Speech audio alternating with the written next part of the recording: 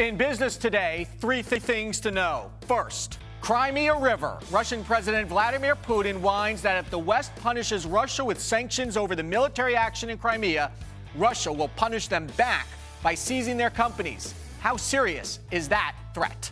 Then, the job market goes cold. The ADP private sector report comes in far below expectations for February, and January's numbers are revised down. Is there a thaw coming, or is the market frozen? And we'll speak with the man who says we need to free the banks from regulations and stop blaming them for the financial crisis. Analyst and author Dick Beauvais is here to tell us why banks are the key to economic success. Arise Exchange starts now.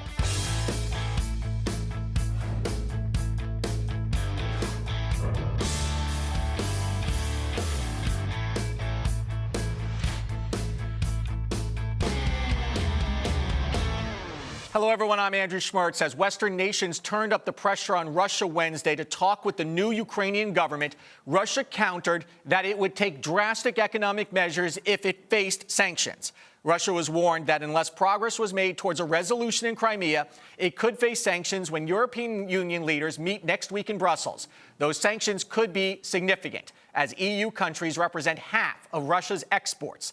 That was met with a threat from Russia that it would confiscate assets belonging to U.S. and European companies. The tit-for-tat move comes as Russian forces remain in effective control of Crimea. Meantime, U.S. Defense Secretary Chuck Hagel had a contentious meeting with the Senate Foreign Relations Committee. Arizona Senator John McCain accused the government of misreading the intelligence of how Russia might act in the Ukraine. The fact is, Mr. Secretary, it was not predicted by our intelligence, and it's already been well known, which is another massive failure because of our misreading, total misreading of the intentions of Vladimir Putin. I said that early last week we were well aware of the threats. When I was in NATO, again, there was a meeting specifically about the threat with the NATO Ukraine Commission. I have been speaking to over the past couple of weeks, more than that, to the Ukraine defense ministers. The two I spoke to are now gone. So this wasn't sudden or new that we didn't know what was going on. Arise Washington correspondent Leila McDowell joins us now to bring us up to date. Leila, what sanctions right now are on the table? Well, the Obama administration, White House officials, on the condition of anonymity, announced that they are preparing unilateral sanctions right now. Now, of course, they would prefer a political and diplomatic solution to the crisis, but they have to walk a fine line between carrot and stick. So they're hoping that the threat will have some impact. Now, those sanctions, the unilateral sanctions, are basically asset freezes, visa travel bans on both government officials and business leaders who the White House says, again, off the record, that are engaged in, quote, corrupt and illegal activity in the Ukraine. What they're really hoping for is to get the European Union on board, because they recognize, however, that these sanctions will be probably nothing more than an annoyance. And as you mentioned, the European Union has about $460 billion in trade with Russia. The United States only $40 billion. So it's a lot easier for the United States to implement sanctions than it is for European Union. Now, Russia countered with its own threat of a foreign asset freeze should the European Union or the United States impose sanctions. Yeah, let's remember that sanctions work both ways, because the EU does so much business with Russia today that a long-term sanctions from the EU in Russia might significantly impact a series of nations which aren't exactly on the best economic footing themselves in Europe. Let me ask you about this contentious sort of hearing between John McCain and Chuck Hagel today in the Senate Foreign Relations Committee. What do you make of this? We're sort of airing our dirty laundry out in public in a very early state in this crisis. Well, that's exactly right. I mean, particularly Senator John McCain has been attacking the Obama administration for being weak, for not having adequate intelligence, and so on. The Democrats counter that the very same thing happened with Georgia in 2008 under President George Bush. But the interesting thing is that in terms of policy, Republicans are united behind President Obama, and both the stepping up of military presence that the Secretary of Defense Chuck Hagel announced today, and and the $1 billion loan guarantee that the United States is planning to give to the fledgling new government of Ukraine. Secretary of Defense Hagel, as you know, announced today that that the United States would be stepping up a military presence in Poland through some joint training activities, through an air detachment, and would also be increasing participation in NATO exercises that are going on in the Baltics. But no one really expects any real military activity, and even the Republicans are not calling for that. Okay, Leila McDowell, our Washington correspondent, thank you so much for bringing us up to date. Thank you. U.S. markets were largely mixed today, not reacting to the Ukrainian crisis and focusing instead on some weak jobs data. The payroll service firm ADP reporting that private sector job growth came in below estimates. 139,000 jobs were added in February, below the 160,000 estimate. And the January numbers revised down as well. Many economists again blame the weather. Let's take a look at the numbers on Wall Street. The Dow Jones Industrial Average pulling back from yesterday's pretty decent gain, down 35.58 to 16,360. The S&P 500 off a dime, and the Nasdaq up $6 to 43.57. Taking a look at stocks we're watching today. In an effort to strengthen relationships with customers and investors, Target says it's overhauling information security at the company and announced the resignation of its chief information officer. Beth Jacob is the first high-level executive to leave the company after the data breach affected 70 million customers. Target closing down 71 cents to 60.62. Google's new investment arm is pushing a minority stake in the website Auction.com, the largest U.S. online real estate auction firm, investing $50 million. Auction.com sold about $7 million in real estate online last year. Google up 340 to 1,218. And Chipotle lovers may be feeling a little green today after the popular burrito chain says global climate change may force the chain to temporarily suspend some of its menu items, including guacamole and salsa, because of high prices. The company says similar changes happened in 2011, but fortunately the guac stayed on the menu. Chipotle down 374 to 581.09 cents. Taking a look at commodities. Gold moving back up 80 cents to 1338, and despite the crisis in the Ukraine, oil back down to a 101.20. For more on how the Ukraine is impacting the markets as well as the U.S. jobs data, we turn to Jack Ablin. He's the Chief Investment Officer of BMO Private Bank. Jack, welcome back to Arise Exchange. Thanks, Andy. Let me start with what's going on in the Ukraine. Yesterday, the markets were very relieved. Seemed that we are headed towards a resolution. This is a day-by-day event. Where do you think investors in the markets right now are thinking about the idea of sanctions? Yeah, I think sanctions are certainly not a good news for market investors. These are, obviously sort of anti-free trade, tariff type moves that tend to inhibit trade, obviously, and also raise prices.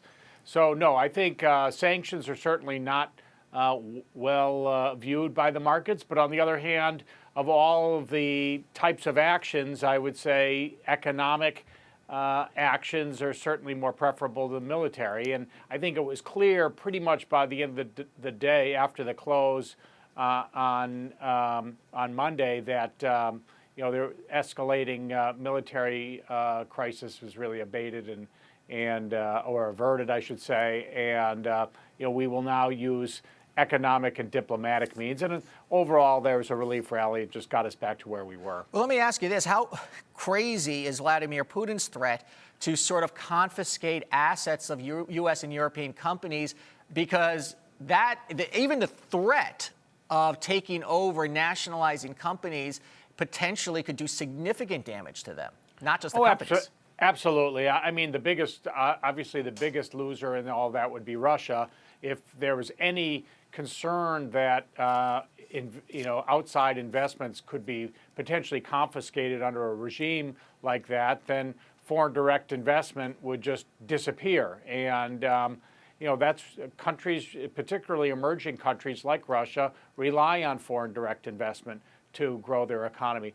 I think that, in fact, I wrote about it, or I'm publishing it this month, that what we're finding is that governments are actually nowadays taking a back seat to the economy. And if you poll Russians, 80% of Russians believe that economic growth is more important than the type of government they have. And so I think it's incumbent upon leaders to keep that growth going and their constituents will leave them alone. So I think Putin is pretty well hemmed in here.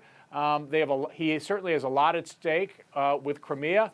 But he really doesn't have that many tools in his toolkit to be able to move in that direction. And that's maybe why he has sort of walked back from the edge here a little bit as of yesterday, at least, because he may be thinking old school KGB. He was the head of the KGB, while his citizenship really is interested in economic survival. I mean, it's not the Russia of the old. It's a corporation. That's it. I mean, his job now is really to provide jobs for people looking for jobs.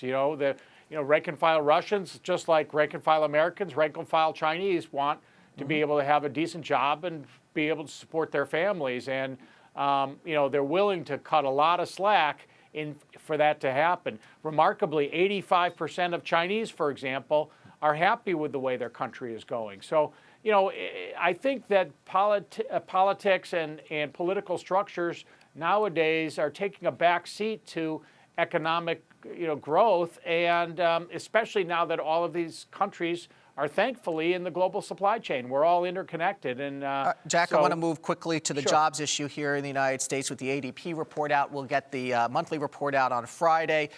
Is it really the weather that we're blaming here on job creation? We're blaming the weather for everything. At some point, we have to start seeing turning the corner. Yeah, that's it. And unfortunately, we're not going to know for a while whether it was the weather or not. I will say the ADP results for December and January before this revision were actually pretty strong compared to government numbers. And in fact, raised the question, someone asked me, he said, well, who are you going to believe, a private company that actually prints paychecks or the government that's doing a survey over some random week period? So, now that we're seeing a pullback in the private company ADP, and some revisions, that is a concern. But I think, speaking to you from the epicenter of the polar vortex, the weather does make a difference. And, I don't know how many flights in total have been canceled so far this year, but I'll bet you it's well in excess of 10,000. Yeah, it's way up there. People aren't shopping, so we'll see if the thaw comes. Jack Ablin, Chief Investment Officer at BMO Private Bank. Thank you. Thank you. Coming up, why we need big banks. Our conversation with banking legend Richard Beauvais when we come back here on Arise Exchange.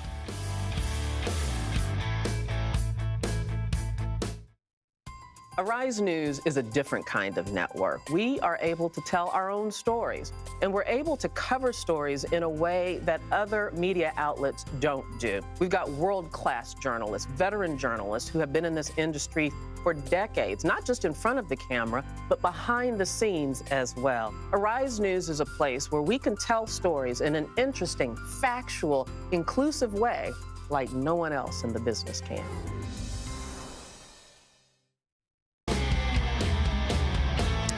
Welcome back to Exchange. The phrase, you can't live with them and you can't live without them, may just apply to big banks more than any other financial institution. During the fiscal crisis, banks became public enemy number one for anyone looking for an industry to blame. Our next guest says they deserve some blame, but also says overregulation and demonizing banks hurts our economy. Richard Beauvais is the well-known Vice President of Equity Research at Rafferty Capital and is author of Guardians of Prosperity, Why America Needs Big Banks. Dick, it is a pleasure and honor to have you on our program. Thank you, Andy. I want to start with some news that's been going on about the Ukraine. Citigroup, for example, you say has significant investment dollars now in Russia. Yeah, Citigroup actually has $10.3 billion in exposure in Russia. Russia is Citigroup's 10th largest bank, if you will, country client. Does bank executives get on the phone to leaders in Russia and say, you better pull back here? Yes, absolutely, and particularly in the case of Citibank and Putin, because when Putin was the KGB colonel in St. Petersburg, Citibank worked with him to create an economic conference. Why the KGB creates economic conferences, I don't know. In St. Petersburg, well, that's right. And basically, for the last 15 years, they've been at that conference. So they believe they have a special relationship with Mr. Putin, and I'm sure that they do make their will known. That is fascinating. All right, let's talk about the book. Let's walk back to 2008 for a moment. How did banks get into the position of being outright vilified? Was this a marketing failure on their part? Was it, you mentioned in the book, the press had a lot to do with it because they had a contentious relationship to begin with? Well, you know, basically, the banks were not faultless. I mean, the banks definitely accelerated the problems that occurred as a result of the crisis. So to assume that, you know, that they had no blame would be totally fallacious. The fact, though, is that they didn't create the crisis. The crisis was created because there was a massive amount of money in the Far East that had developed because of the trade deficits and trade surpluses there that had to be reinvested in the United States, and it was invested poorly. And you have to remember that not all the banks were behind the securities-backed mortgages, for example, that collapsed. But part of the issue here was that they got huge bailouts. And the public really did not like that and maybe did not understand it. Well, that's true. And just to give you some examples, I mean, as a result of, I'm going to call it the investments instead of bailouts, the public walked away with a $15 billion profit on TARP. The Federal Reserve's profits have gone from about $30 billion a year to $80 billion a year, all of which goes to the public. And in the case of Fannie Mae and Freddie Mac, the public is sitting with what looks like a $355 billion gain on the investment made in those companies. So certainly it was assistance that these banks needed at that time, but the taxpayer walked away with a huge surplus. It's a huge surplus. Okay, so then what followed, though, was restrictive regulations on the banks. I'm a small business owner myself. We gave the banks all of this money. So we go and we try to get loans for our businesses, and the banks can no longer give the loans because they have such high standards that now have to be met. Well, it went beyond that. You know, the government passed a series of regulations which forced the money that was coming into the banks to go into places like the Federal Reserve. For example, right now, there's $2.5 trillion in the Federal Reserve, which are bank deposits that have been placed there in order to meet certain regulations. Including the stress tests, for example, that are on the banks. Exactly right. In other words, the stress test as well as the liquidity requirements, the capital requirements, the various supplementary ratio requirements, all of these things force the banks to put more and more of their money into the Federal Reserve and into places where it just sits there. Exactly. So should we dial back some of those restrictions? Dodd-Frank, for example, we've had a guest on our show often who says it doesn't go far enough. We got to have more regulations on these banks. Yeah. Well, think about it this way. Let's forget the banks for a minute. Let's assume that they're as bad as everybody says they are and forget them and think about the consumer. You know, because of the regulations, we don't have free checking anymore. Because of the regulations, we're about to lose 20 and 30-year fixed-rate mortgages. Because higher interest rates on credit cards. Right. All of which. Millions of people lost their credit cards. Their credit lines were cut back. Because of the regulations, we're shrinking relative to the size of international banks. In other words, not many people understand that if you look at the 9 biggest banks in North America, 5 of the 9 are Canadian. If you look at the 4 biggest banks in China, the smallest of the 4 biggest banks is bigger than the biggest bank in the United States, and ICBC is double the size of J.P. Morgan. Final question then. Do you think some of these regulations are going to be rolled back and that the banks maybe get a little bit better of an image here? I don't think that they were going to be rolled back. I think there's going to be more regulations, and I think it's going to have a very negative impact on the U.S. economy. Okay. Dick Beauvais, author of Guardians of Prosperity, Why America Needs Big Banks. Thank you so much. Pleasure to have you on our program. Thank you, Andy. The United States has frozen close to $500 million in hidden assets today from former Nigerian strongman Sani Abacha. According to the U.S. Justice Department, the $458 million in proceeds were obtained through corruption by the former dictator and his conspirators and were stashed away in bank accounts in Britain, France, and Jersey. General Abacha, who became president in 1993 through a military coup, held office until his death in 1998. Since then, Nigeria has been fighting to recover his money, but companies linked to Abacha have gone to court to prevent it. Former Fed Chair Ben Bernanke has hit the speaking circuit, earning more in one speech than he did in his last year on the job. Bernanke reportedly earned at least $250,000 for his very first speaking engagement at the Global Financial Markets Forum in Abu Dhabi. That's more than he was paid at the U.S. Federal Reserve, where he made a salary just shy of $200,000. Despite a dismal winter weather, the outlook for U.S. airlines is looking bright this spring. According to the industry trade group Airlines for America, airlines are expected to carry more passengers this spring than they have in 6 years. It projects roughly 129.5 million flyers on U.S. carriers in March and April. That's the largest number since 2008 and a 1% bump over the 128.2 million who flew last spring. The trade group attributes the increase to a rise in U.S. household net worth, an improving economy, and the affordability of air travel when compared to a trip by car, train, or bus. Remember the Northern California couple who found $10 million in rare mint condition gold coins buried in their backyard? Well, speculation of where those coins came from continues. A recent theory linked the coins to a heist from the San Francisco Mint more than 100 years ago. In that case, the $30,000 in gold coins were never recovered. However, the U.S. Mint has dismissed the idea that the coins in question have any connection to the turn-of-the-century theft. I don't know why. We could use the money, frankly. And the couple who found the coins plan to sell most of the collection later this year. Ahead, pulling off a cooking scam on live TV. Our favorite person of the day is next here on Arise Exchange.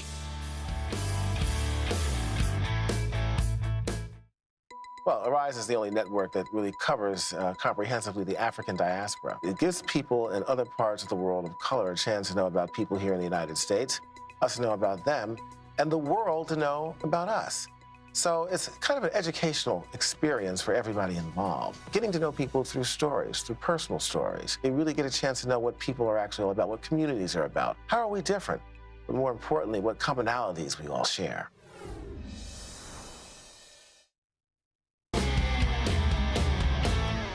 Time now for our favorite person of the day, when we pick one person who grabbed our attention and not for the right reasons. Today it is a chef who went on a series of morning shows during the holidays to cook up his specialties from leftovers. The only problem? The chef was a fake and the food was intentionally disgusting. Nick Pruer appeared under the bogus name Keith Girk on 5 local morning shows in Wisconsin and Illinois to promote a fake cookbook. Among the delicacies he cooked up on live TV, a smoothie made from ham, pie, and gravy, and a mashed potato ice cream cone. The best part, he made the local TV anchors eat it, which they blissfully and happily did because they're local TV anchors. Here's a clip. You've heard of ants on a log, the kindergarten favorite with celery. Here we have ants on a leg, a clever spoof on that, isn't it? Yeah, that is really cute. Why don't you take a bite of these? These are actually good if you get a cranberry in the bite. It's just, you know, because then you got your mashed potatoes and it's all in one. Kids have a lot of fun with this. That's convenient. Yep, she really believes it. The anchor was rather enthusiastic, seemingly missing the line from the fake chef when he said, quote, "My dog loves this food." The leftovers that Pruer used were from day-old Kentucky Fried Chicken, which for the record is pretty good. The prank was so over the top, many have commented it's a surprise he got away with it for so long. And so, for cooking up a heck of a prank and making us anchors look silly, not a hard chore, Nick Pruer is our favorite person of the day. And we have a follow-up to Tuesday's Our Favorite Person. As we promised you yesterday we would. 18-year-old Rachel Canning of New Jersey had sued her parents, trying to force them to pay for her private high school and college after she left home. Canning says she left home because she was the subject of verbal abuse. Her parents say she's just a spoiled brat who didn't want to do household chores. Well, this went to court in front of a judge. And a judge, here's a surprise, ruled against her, agreeing with her parents and an independent investigator that she was, in fact, spoiled. He also denied her request for monetary support. Coming up next, marketing marijuana, the new business of advertising legal pot, and a happy birthday to Kayla in the control room. Turn and wave, Kayla. Happy birthday. You're watching Arise Exchange.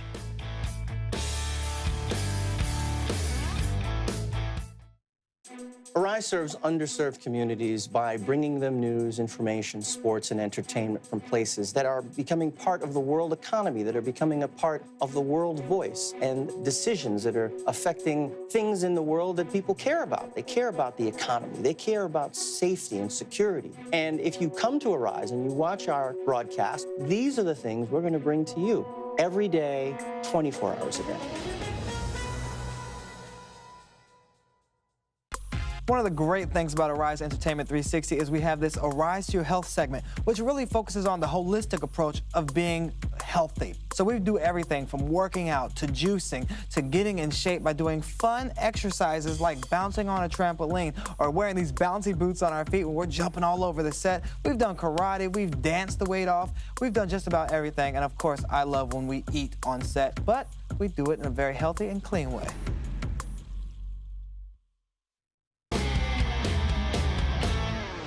Pot sells, but it still needs a good marketing campaign. So for the first time in U.S. television history, commercials are now running to sell legal medical marijuana in states that allow medical or recreational marijuana. Good idea?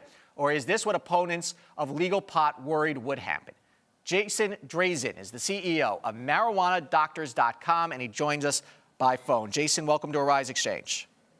Hi, how are you? So let me ask you something. You have any trouble getting these television commercials on the air? Because, I mean, they have trouble getting condom commercials on the air, and condoms are actually good for you. No, we didn't have any trouble getting commercials on the air. We actually hired an ad agency, and Comcast did restrict us to obviously not doing it on family networks, and they stipulated that it would have to run from 10 p.m. to 5 a.m. with a disclaimer, which we were fine with. And what are the basic message of the commercials? We're running a clip right now of it. They're sort of a humorous take. The point of the commercial is more or less that, when states provide safe access to marijuana as a medicine, that, continuing to then buy a medicine on the black market would be as absurd as purchasing your sushi or raw fish, from the palms of a shady individual behind the store you were meant to purchase it in. And Jason, right now, are the commercials just focused on medical marijuana, or do you think you'd roll this out in states like Colorado, which have recreational marijuana? The purpose of the commercial is to bring awareness in the new states with safe access to MarijuanaDoctors.com, which acts as a portal for patients to find, on a basis of time, location, or price, physicians that understand how to use our software to recommend marijuana in conjunction with the state programs. And do you think there's going to be some regulations of these commercials? I mean, for example, you can't run cigarette commercials on television, and I believe that's a voluntary program by the tobacco industry and the television networks. Do you see that you might get some pushback in different markets and maybe face some regulations, and how are you going to approach that? Comcast Legal reviewed it. They were okay with the commercial, and since that time, both NBC came to us to do the commercials, and Google also called us and said for the first time they want to change it and allow a company with the name marijuana in its title in a growth industry to be able to utilize their ad platforms as well. Okay, so let me ask you about how effective it is. I take it you're tracking the traffic when these commercials air. What kind of response are you getting? We've had quite a level of interest in physicians hearing about the program, about how to get involved in the industry. And you're hearing it from physicians, but are you hearing it from consumers? I mean, are consumers going to, you run the commercial, are they going to the site, are they making sales? I mean, that's the point of it. MarijuanaDoctors.com is it's pretty much the only website of its kind that runs nationwide, so it does well every day. Well, let me ask you about the website a little bit. How do you vet the doctors? I mean, we're really kind of running out ahead here as far as the marijuana industry goes, and there's going to be a lot of catching up to do. So how do you vet the doctors? We ensure that the doctors are up to standing and licensed with the states. Certain states like New Jersey actually have a more in-depth process where the physician has to do certain requirements and then enlist and inform the state that they are in fact doing this type of alternative medication. And do they have to, let's say someone goes to the site, do they have to go see the doctor in person, or Correct. they do? So it's not a situation, because there are a bunch of sites out there that sell other pharmaceuticals. No, and especially in places like New Jersey, they'd have to see the doctor for multiple times and create what's called a bona fide patient relationship, at which point the physician becomes the primary caregiver on that, and gives them all of the care of both the primary and the palliative care on the basis of the disease or the debilitating condition. Right. When you look at the conditions that are outlined, you're talking about the most severe of conditions, and one of the a lot of the technological suites that come along with marijuana doctors is the ability for doctors to be able to utilize the verification systems. Okay, which Jason, 50% of Jason, the we're states call for. okay. Jason, we're out of time, but Jason Drazen, I appreciate your time today, CEO of MarijuanaDoctors.com. Thank you. Thanks for watching Arise Exchange. I'm Andrew Schmertz. We'll see you tomorrow.